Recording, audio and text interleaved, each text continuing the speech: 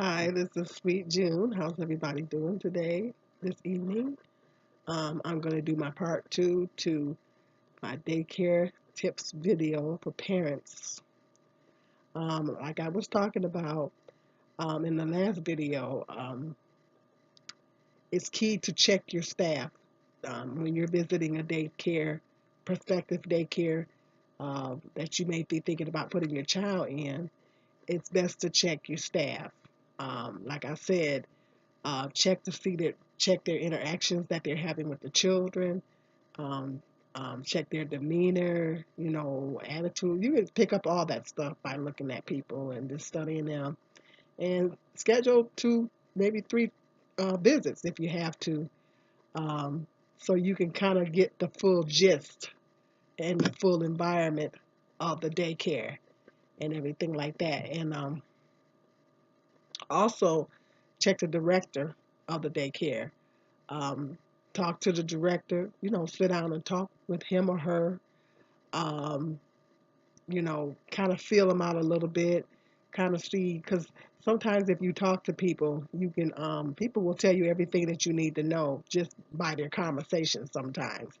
Sometimes as you sit down and you just have a conversation with somebody, sometimes, you can pick up a lot of things about their attitude and how they feel. And some people get into the child care business just for the money.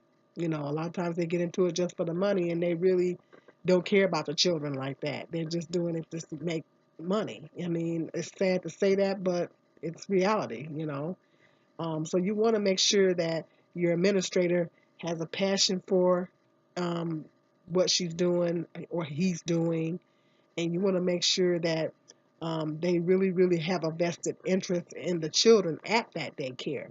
Because if something go down, you want to make sure that that director is going to get down to the bottom of it, and it's going to get some results for you, and it's going to really have a vested interest, and it's really going to have compassion for your child and care about your child. Because, like I said, some of them are in it for the money, and they're not in it because they really care about the kids. So you want to check the director out, kind of feel the director out. Like I said, sometimes people will tell you everything that you want to know. A lot of things, sometimes just talking to people, they will reveal a lot about themselves and how they think in their mind and what's going on in their mind and everything just by their conversation, and just listen for key words and everything, kind of feel him or her out, see where their head is, see if they really, really have a vested interest. And it wouldn't hurt to do a background check on the director, just check them out and everything. Now, um, get on, it's a site called, what's the name of that site? It's a job site. Indeed.com. Indeed.com is a job site, but Indeed.com gives employees or former employees the opportunity to write reviews. Check out Indeed.com for that particular daycare and find out what the current employees' reviews are, or what past employees' reviews are about that daycare. Also, Google. Google. I like to. I, I I'm a little bit of a geek. When I'm bored, I like to read Google reviews on different businesses, on every business out there. Every business there is out there, there is a Google review section. And I just, when I'm bored, sometimes like to read Google reviews and go to that daycare, the daycare that you're thinking about putting your child in. Check out the Google reviews. A lot of times, parents, employees, and everything sometimes put reviews of that daycare on Google. So check Google out. All you got to do is just click in the business, click in the daycare, and then it'll have where reviews. And it also gives a rating system. Gives people the opportunity to rate it and give reviews. So those are two sites that you can check for reviews. Indeed.com, that's an employee, a job site, and Google. Google Google gives people the opportunity to give reviews on different businesses and stuff. So those are two things that you can check out as far as the internet. And like I said, check the state website for any violations that particular daycare may have. If that daycare has too many violations, that's a red flag. If they've had too many violations in 1 year, that's a red flag. You know, that something is not right with that daycare center. So it's not uncommon to find maybe a couple of violations.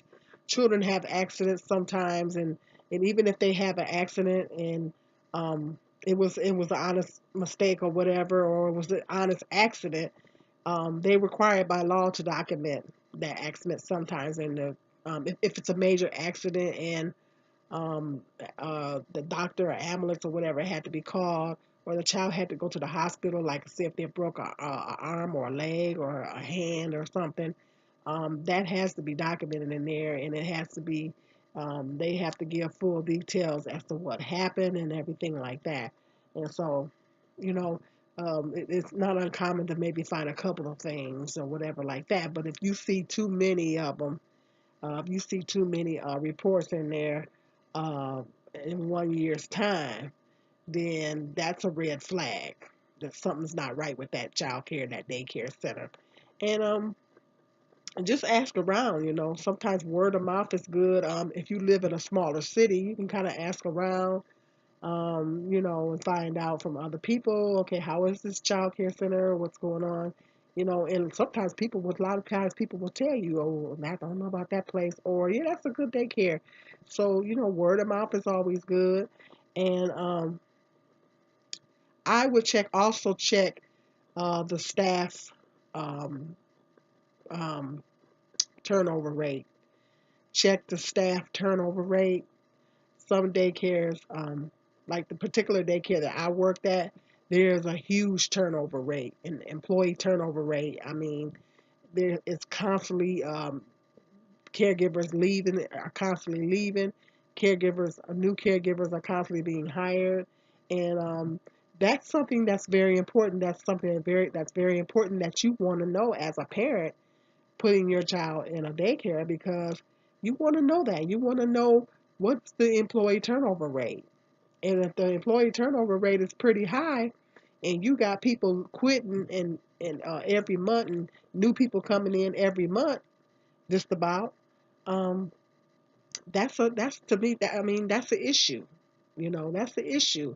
Because then you want to find out um, why that's happening. You want to find out why is there such a big employee turnover rate. And hey, don't be shy. Ask the director these questions. If they ask them, if what is your employee turnover rate? If they're honest, they will answer the questions. And like I said, it doesn't hurt to check the daycare more than once, to do visits and all that, and do tours more than once, making sure you get a thorough check, and making sure that, because your child is your most precious asset. Your child is your most precious asset, and so you want to make sure that when you drop your child off, that excuse me, ooh, excuse me, you want to make sure that when you drop your child off, that your child is going to be in the best of hands. You know, And not while no daycare is perfect, because human beings aren't perfect, but you want to make sure that you get the best care for your child. Because I mean, the worst thing in the world is to have to go to work as a parent, to have to go to work and have to worry about your child, and worried about the welfare of your child while you at work. You know, that's like the worst thing in the world. So yeah, check turnover rate. Um, see if check to see, or ask the administrator, the director of the daycare, if the daycare is accredited. It's always a good thing if the daycare is accredited. If they have to follow strict guidelines, and they have to go through a stringent process to get that accreditation. They have to be thoroughly checked. They have to go through a stringent process of a really thorough process and everything in order to get an accreditation. Um, Everybody can't get an accreditation because it's a really stringent process, and they really check the daycare out, and they really invest the daycare. It's a lot of paperwork that has to be filed. It's a process. That's a huge process for a child care center to go through to get an accreditation. It's not an easy process, and that daycare, they have to believe beyond a shadow of a doubt that that daycare center is top notch in order to even be qualified for an accreditation. So ask the director if that particular daycare center is accredited. If it's accredited, that's a good thing. That's a thumbs up. That means that they met all the guidelines and they went through the whole process and they met all the guidelines that they were supposed to meet, and they went through that process, uh, and they got this accreditation. That means a lot. But also on the flip side, if the daycare doesn't have an accreditation, that doesn't mean anything either. That doesn't mean that it's not a good daycare because it doesn't have an accreditation. But if the daycare doesn't have an accreditation, it's definitely a thumbs up. 9 times out of 10, it's probably a really good daycare if they have an accreditation, because it's a process that they have to go through. It's a long, stringent process that they have to go through to get that accreditation. But like I said, um, if they don't have one, it doesn't mean that they're a bad daycare. It just means that they didn't go through they might have not even applied for an accreditation, you know. So, but that's a positive thing if they do have one. And the director tells you we are accredited, or sometimes if they are accredited, they if in the phone book listing they will state that they're accredited, and you know. And so also another thing for you to check out is the training. I mean, um, uh, I know when this child care daycare center that I worked at, we were required to get a CDA, which is a child care developmental associate certificate. And so it's a process that you have to go through. You have to have so many hours, training hours, and you have to make up a portfolio, and then you have to take a test um, to get this accredit or to get this credential. And so it's a process for the employees to have to go through. They have to, excuse me, they have to have so many hours of training and all that kind of stuff. So it doesn't hurt to ask the director how many are your employees, how many of your staff is CDA trained. Like I said, if it's quite a few of them, and if that child care center requires that, that's also a good thing. That means that the staff is fully trained. If they have, a lot of the staff do have a CDA, that means that the staff is fully trained, which is a good thing. So that's another thing that you want to check for. Um, what else?